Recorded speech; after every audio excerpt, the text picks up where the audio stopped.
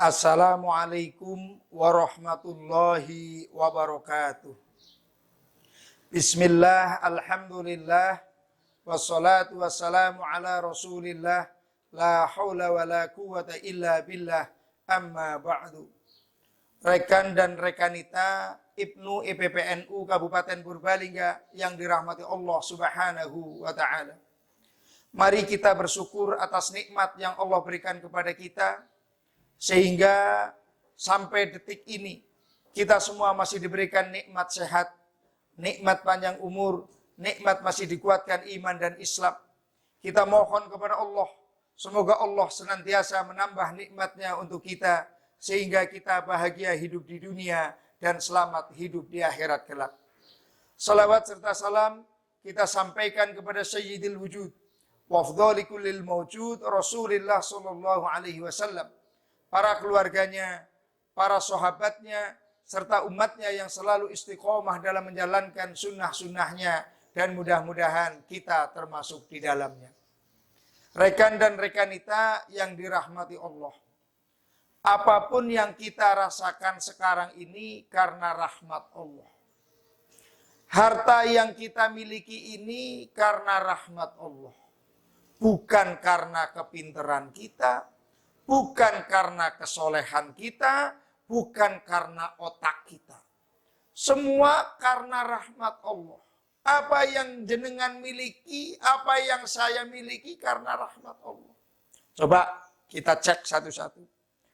Kalau nikmat rizki itu bukan karena rahmat Allah, tapi karena otak kita, harusnya orang di dunia yang kaya-kaya adalah para profesor, para doktor, para dosen, para guru. Kenapa? Karena yang pintar-pintar di situ. Karena kaum intelektual itu di situ. Tapi betapa banyaknya para profesor, doktor, jalan naik mobil angkot, mahasiswanya yang baru semester 1 sudah naik mobil Mercy. Ini menunjukkan apa? Harta yang dimiliki bukan karena intelektualnya. Coba. Kalau harta Allah berikan kepada orang yang soleh, yang taat beribadah, tentu kiai-kiai kampung, kiai-kiai rakyat jauh lebih taat daripada orang-orang yang ada di kota. Kenapa? Jam 3 sudah bangun, sudah bangunin orang, ada orang meninggal jalan jam berapapun, tidak pernah mikirin amplop bahasanya, tidak ada yang ngasih apa-apa. Tapi ternyata kesolehan itu tidak menyebabkan Allah memberikan rahmat berupa harta. Banyak kiai-kiai kampung yang hidupnya sederhana, justru ahli maksiat yang gak pernah tahajud. Boro-boro tahajud, sholat fardu aja gak pernah, malah rezekinya banyak. Ini menunjukkan bahwa nikmat Allah berupa harta tidak memandang orang yang soleh. Coba. Kalau nikmat Allah berupa harta, itu Allah berikan kepada orang yang kerjanya lama. Tentu tukang kopi, tukang indomie, tukang bubur di pinggir jalan, kaya-kaya dong. Karena buka 24 jam. Kalau restoran cuma 8 jam atau 12 jam. Yang tukang kopi di jalan hidupnya biasa-biasa, tukang restoran yang cuma 12 jam, gak pernah kerja, malah hidupnya berlimpah harta. Berarti nikmat Allah, rahmat Allah berupa harta tidak memandang sebentar atau sedikitnya, lama atau sebentarnya bekerja. Rekan dan rekanita yang dirahmati Allah, yang jadi pertanyaan, bagaimana Allah akan menurunkan rahmatnya kepada kita? Allah akan menurunkan rahmatnya kepada kita kalau Allah telah mengampuni dosa kita. Allah akan mengampuni dosa kita kalau kita mohon kepada Allah ampunan dari Allah Subhanahu wa taala. Kita akan diampuni oleh Allah kalau senantiasa beristighfar mohon ampun kepada Allah Subhanahu wa taala. Contoh, kita semuanya tahu Nabi Adam dan Siti Hawa melakukan pelanggaran. Tergoda oleh iblis laknatullah. Di surga keduanya turun. Dalam sejarah Siti Hajar diturunkan di kota Jeddah, Arab Saudi. Nabi Adam diturunkan di Sri Lanka atau Jazirah, India. Keduanya beratus-ratus tahun tidak bertemu. Keduanya tidak bisa WA waktu itu. Nggak ada Facebook, nggak ada Instagram, nggak ada SMS. Keduanya diberi amalan oleh Allah Subhanahu wa Ta'ala. Ternyata amalannya bukan, ya Allah, temukan saya dengan istri saya. Istrinya, ya Allah, temukan saya dengan suami saya. Bukan itu. Tidak. Tapi Allah memberikan amalan kepada keduanya agar keduanya ngaku salah dan minta maaf. Rabbana zalamna anfusana wa illam taghfir lana wa tarhamna lanakunanna minal khasirin. Rabbana zalamna, Tuhan kami telah menganiaya diri kami.